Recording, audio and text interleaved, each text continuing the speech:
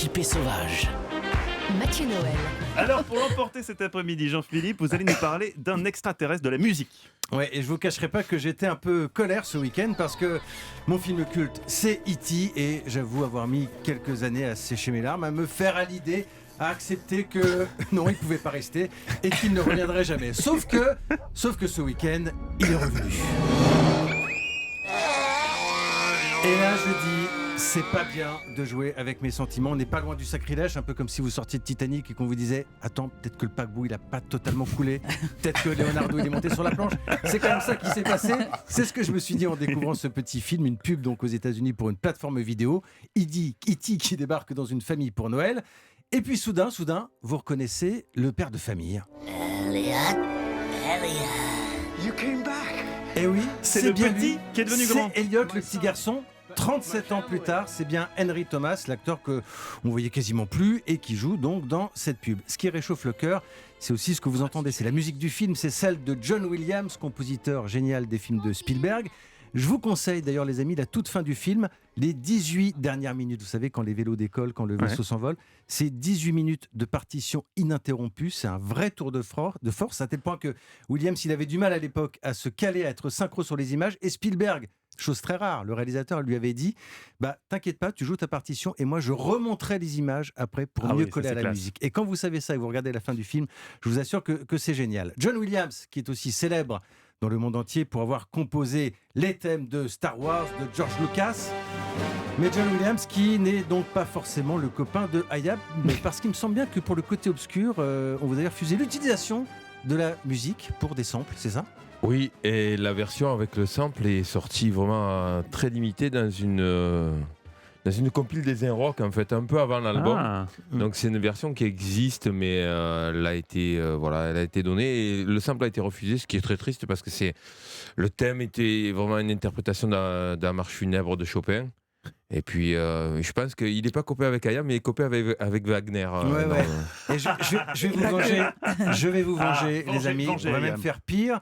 Parce que John Williams, c'est aussi un sampleur humain à sa façon. D'abord, vous écoutez le thème de Star Wars. Et maintenant, je vais vous faire écouter une musique de film de 1942 composée par un certain Korngold.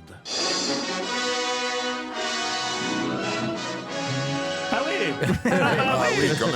Ah oui, pas mal ça, effectivement. Dis donc mon coquinou, John Williams, là. Alors, certains vont dire que c'est un plagiat, d'autres diront que c'est hommage. un emprunt, un hommage. C'est une très forte inspiration. Une inspiration.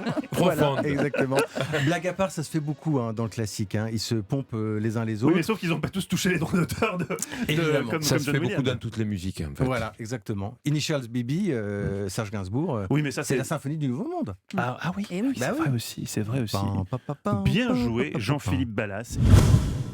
Qui sera élu chroniqueur du jour ? Quel thème vous aura le plus intéressé aujourd'hui ? Le guide des pratiques contre les violences sexuelles, les secrets de John Williams, ceux d'Ella Fitzgerald ou bien la discipline sportive la plus con du monde. Pour eux, c'est qui tout double. 10 secondes pour nous dire pourquoi il faut voter pour eux. Exercice dans lequel excelle Jean-Philippe Ballas. Il nous l'a prouvé la dernière fois. Pourquoi notre invitée Sarah Lavoine devrait-elle voter pour vous, Jean-Philippe Ballas ? Merci. Roger, pourquoi faut-il voter pour vous aujourd'hui ? Il faut toujours commencer par moi. Oui. Je dirais, c'est pour qu'il n'y ait plus aucun élève par classe, aucune petite fille par classe qui soit victime d'abus sexuels. Et vous nous avez donné la statistique, 1 sur 30 serait Voilà. confronté à ça. Jérôme Lacroix, pourquoi voter pour vous ? Pour la beauté de ce sport que je viens de vous faire découvrir. Le wall ? The Wall, évidemment. Non, c'est pas The Wall. Please break the wall. Jean-Philippe Ballas, pourquoi voter pour vous ? C'est ma signature. Sa signature vocale. Fred Goetti ? Je n'étais que le modeste porte-voix de Oh. Madame Fitzgerald, mais elle l'avait, elle l'a et elle l'aura toujours. Oh, L'amour du public. joli. Oui. Eva, dévoilons d'abord le choix de nos auditeurs. Eh bien, c'est les 2 points vont à Jean-Philippe Ballas pour E.T., le retour. Et Jean-Philippe, Voilà. comme on dit, non. Votre autre signature, c'est le public ne ment pas. En ce qui me concerne, j'offre mon point aujourd'hui à qui À Fred Goetti, parce que quand même, vous m'avez parlé de Keith Jarrett la dernière fois et la Fitzgerald d'aujourd'hui. Ah oui. Je suis un homme Merci, comblé. patron. Mais vous le savez ici, la voix de notre invité d'honneur compte triple. Attention, Shuriken, Akhenaton, votre voix compte donc sextuple. Qui, selon vous, mérite d'être chroniqueur du jour aujourd'hui? Ils peuvent voter pour 2 personnes Ah, vous différentes. pouvez, vous aurez chacun 3 points. Vous pouvez voter pour qui vous voulez. Je déteste être jury Et il va falloir forcer votre nature. et on va forcer la nature. Je vais dire pour quelque chose de très personnel. Merci Jean-Philippe de nous avoir offert la vengeance contre M. Giannini.